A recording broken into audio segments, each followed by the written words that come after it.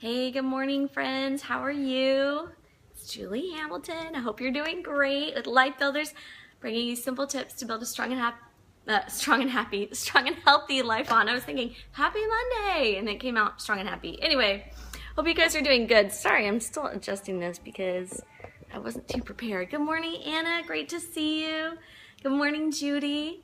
So we're going to be talking a little bit this morning about what you saw in the quote, and it says, fear can keep us up all night, but faith makes one fine pillow. And we're going to be talking a little bit this morning about faith over fear. Living in faith versus living in fear, it's a very different story, isn't it? And I went through a really time of severe anxiety, severe panic attacks, and makes life very different, very difficult. So I just wanted to share with you this morning a few tips for overcoming fear and anxiety and living in faith. And I hope you guys are doing great. I hope you had a good weekend. Now is the time to start a brand new week. It's your chance. It's your opportunity. So good morning, Sonia. I see you. If you're on there, say hi to me so I know you're there. Okay, so I wanted to tell you this awesome story about something kind of funny that happened. Have you ever been that mom that, like, you should be like doing something, but the situation's funny, so you're laughing instead of, helping your kid or whatever. Good morning. You see that picture where the, parent took a picture of the kid's head being eaten by a camel or whatever, and you're like, should they be taking a picture here? Or helping the kid. And we had a situation like that a while back. My daughters and I found out they had some free time, so I was like, let's go on a hike. And so we were going to go on a hike in town, but then we started realizing, oh, we could go to this one trail in Marin I've always been wanting to go to, Tennessee Valley.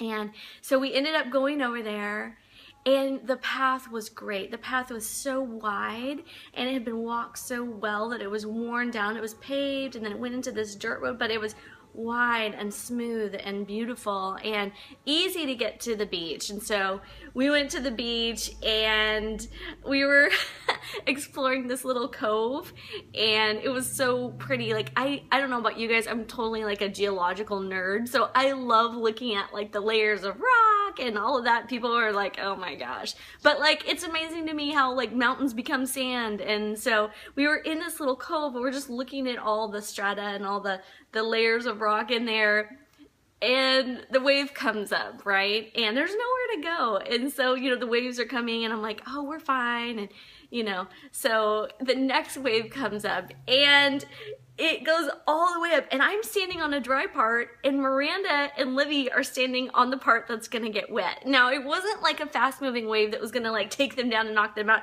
It was like the slow kind, and I could see Miranda's face she's going, stop, stop, stop. And Livy literally jumps up in her arms, like Livy's in like a fetal position, and Miranda's holding her by her backpack because Livy's like, I don't want to get my feet wet, And so Livy is like literally hanging on her, and Miranda's holding her by her backpack, and she's yelling at the wave, stop, stop, stop, stop, stop, stop, stop, stop. But of course the wave comes and covers like her feet just enough to wet all her shoes and socks, and I was laughing hysterically. I know I should have been like probably helping them, but you ever have that moment where you find yourself just laughing instead of helping? It's so embarrassing. I was like, oh shoot, that probably wasn't like a good mom moment, but it was such a funny picture. So that was a lot of fun, but we decided to take a different path on the way back. You ever done that? Yeah, it was fun. This path was not as wide and not as beautiful, and it was pretty overgrown, and so we couldn't even pass anybody on the path. If like somebody was walking, you both had to like kind of scoot over and go, and there was things overgrown, so you're like stepping around things, stepping under things. You're trying to avoid, I'm like super sensitive to poison oak, so anywhere I go, I'm like on hyper vigilant alert for anything that's poison oak or poison ivy. So I'm like, oh my gosh, please don't let this be poison ivy. But it was more like walking through a landmine than it was the trail there that had been nice and beautiful and peaceful. And I got this picture this morning that is the difference in walking in faith and fear. We are going to the same destinations many times. We are going to the same places, but the path when we're walking in faith is going to be much more wide, much more smooth, much more beautiful, much more manageable than when we're walking in fear, because then you're just kind of walking through a path of landmines, and you're ducking, and you're so concerned with avoiding the things that will cause you pain that you miss the beauty that's around you. That's my experience anyway. When I'm walking through a path that's not trimmed and it's like a single narrow path and I'm ducking and stepping over and stuff, I'm missing, like, here's the beautiful flowers on the side of the road. Look at that squirrel up there. Look at that family of quails or whatever it is. And so sometimes that can be our life. And we're going to the same place. We're going through a hurricane. We're going through an earthquake. We're going through a divorce. We're going through our kids going to college. But there's two paths that we can take, a path of faith and a path of fear. And they feel very different, even though we're going to the same place. So I just want to encourage you this morning. And with all of the things going on in the world, it's easy to be afraid, isn't it? With the hurricanes going on and, you know, the fires going on and the earthquakes going on and the government and North Korea and this, that, the other. Thank you, Sonia. It is easy to walk the fear path right now, and we could.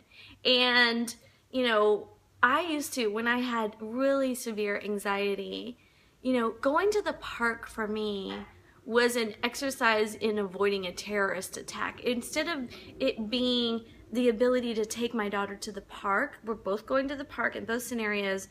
One would be if I was walking in faith and I walked to the park believing that, you know, we are taken care of, we are loved, we're going to have a good time today. But I had really bad anxiety. So in my mind, it was that issue of, oh my gosh, what if a bomb comes right now, or whatever it is. I was watching the news so much, and this was like way, way back when Miranda was little, but I was watching the news so much, I was reading so much about weapons and, you know, this and nerve gas and blah, blah, blah, blah, blah, blah, that it really began to fill my mind with fear. Faith and fear are both projections of the future. It's just that fear is a negative projection and faith is a positive projection, right?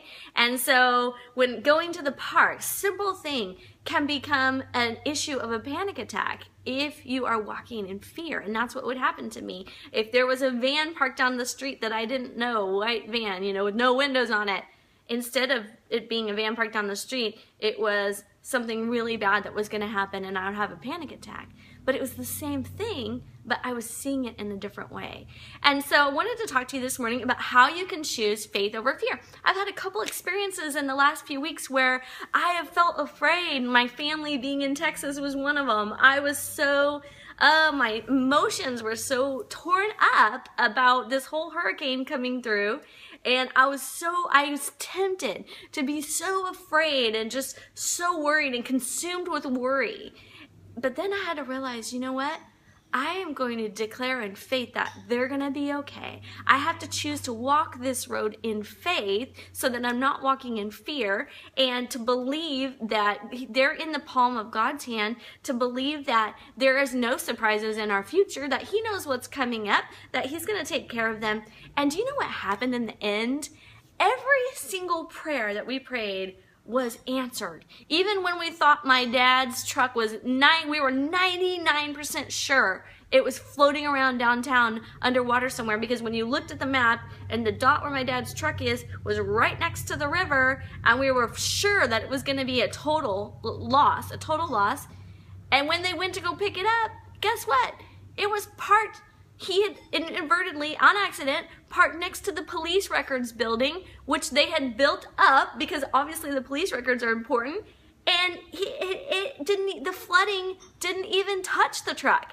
And so and then I realized, wow, I could have spent all that time worrying and being afraid and wasting my energy, wasting my days, affecting my chemical makeup and my chemical stuff that's going on inside for nothing.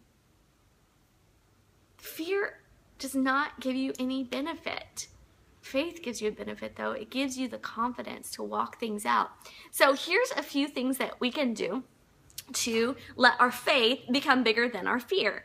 One is like not watch the news, okay? So, I mean, I don't mean to be like a hermit in a hole, but I'm just saying, if you are worried about the weather, don't sit there and watch the Weather Channel 24 hours a day, right? Hello, someone come on, because it feeds our fear, and media, their job is to feed our fears. So if your media is causing you to be afraid, turn off the media. Seriously, stop reading the articles, stop watching the news. I had to do that to stop living in fear. They actually literally, I heard from a reporter he said, I quit the news industry because they told me to pick the articles that are gonna scare people the most. And so that is a little free tip on media.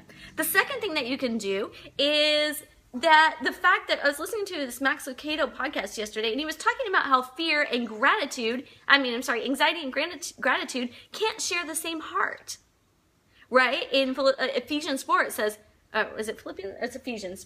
Ephesians 4, it says, be anxious for nothing, but with everything in prayer and thanksgiving, be grateful. I only watch funny things. That's awesome, Anna.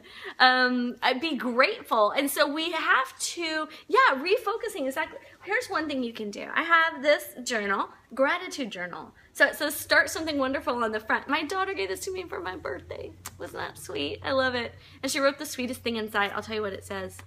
It's just totally not related. It says, start something wonderful. And she wrote, you already have. I'm excited to watch it unfold. You'll do great things. Happy birthday, Mom. I love you. Wasn't that sweet? But anyway, every night I write down 3 things that I'm so grateful for in the last hour, and the last 24 hours. And sometimes it's like, I'm grateful that I have a flushing toilet. Or I'm grateful that I didn't kill my kids. I think I literally wrote that down one time. I hear the giggles from right here. Hi. There's Libby right there. Or for air conditioning. Or for air conditioning. Oh my gosh, I'm so grateful for air conditioning. But sometimes it's really deep. Like, I'm really grateful that, let's see, I don't know what I wrote down yesterday. Sometimes it's deep, sometimes it's not deep. Oh, today, this is what I wrote down yesterday. Today, I'm so grateful for getting to see Miranda at church and take her to lunch at Hop Creek. It's so cute seeing all of her friends. Happy to see her. She felt love. And I'm so grateful for tonight's TFH Volunteer Appreciation Night and all of our amazing volunteer leaders in Propel. So some of it is like serious, some of it's fun, but this is one way that you can let faith overcome your fear is by maintaining an attitude of gratitude. And it could be either you write something down once a day. It could be when you face a fearful situation, you try to find out what's good about it. Just keeping an attitude, but it's a learned skill, you guys. Gratitude is not natural. It's a learned skill. We have to learn to be grateful. You have to train your mind to be grateful. And then as you do that, then you begin to see more and more things you can be grateful for. So that's number 2. And the number 3 thing I thought was great. I heard it, again from Max Lucado on this podcast. He was talking about anxiety. It was on Catalyst Leader podcast, if you want to listen to it. And he gave this an acronym of the word calm. And this is for all you believers out there. So he said calm is the way that he teaches his, church believers to not be afraid and to get over anxiety. The first one, C, stands for celebrate. And so celebrate means that you recall all the amazing things that God has done for you, all the amazing things that have happened, if you're not a believer. But if you're a believer, we need to celebrate. You're like, thank you, God, that you're in control of this storm, that there are no surprises to you in the world, in the future. Beginning from the end. And thank you that you care about our friends, that you care about our family. So that's celebrating.